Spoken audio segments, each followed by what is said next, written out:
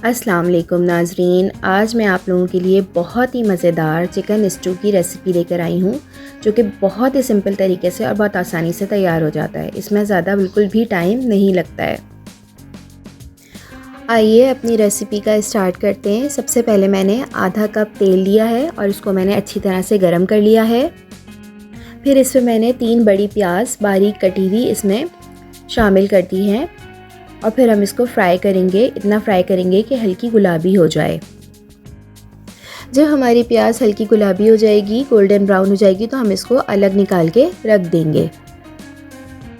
इस ब्राउन प्याज को बाद में हम अपनी रेसिपी में शामिल करेंगे।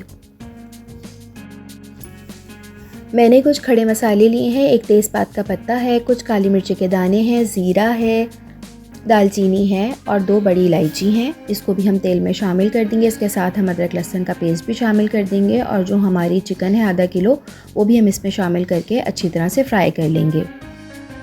चिकन अच्छी तरह फ्राई करने के बाद हम 3 अदर टमाटर जो हमने बारीक काट दिए हैं वो भी शामिल कर देंगे। साथ ही हम 1 टीस्पून पिसी हुई लाल मिर्च, 1 टीस्पून पिसा हुआ धनिया, थोड़ी सी हल्दी, हस्बे जायका नमक और थोड़ा सा गरम मसाला भी मैं इसमें शामिल करूँगी। इससे खुशबू बहुत अच्छी आ जाती है। बहुत मज़े का स्टू बनता है यह और बहुत जल्दी तैयार हो जाता है। इसके साथ मैंने थोड़ी सी हरी मिर्ची भी डाल दी हैं। ये आप लोग अपने जायके के हिसाब से डाल लीजिएगा, कम या ज़्यादा। फिर ये सारी चीज़ें शामिल करके इनको अच्छी तरह से मिक्स करके मैं थोड़ी देर के लिए दम पे रख दूँगी। इससे टमाटर के पानी में ही थोड़ी सी मुर्गी हमारी गल जाएगी। टमाटर का पानी थोड़ा सूख जाएगा तो हम अपनी चिकन की काफ़ी भुनाई कर लेंगे ताकि इसमें से हीक और कच्चापन दूर हो जाए। जो हमने तली हुई प्याज रखी थी वो भी हम इसमें शामिल कर लेंगे। इस वक्त पे शामिल करने में जो है इसका मज़ा बहुत ज़बरदस्त हो जाता है और अलग से टेस्ट आता है स्टू का।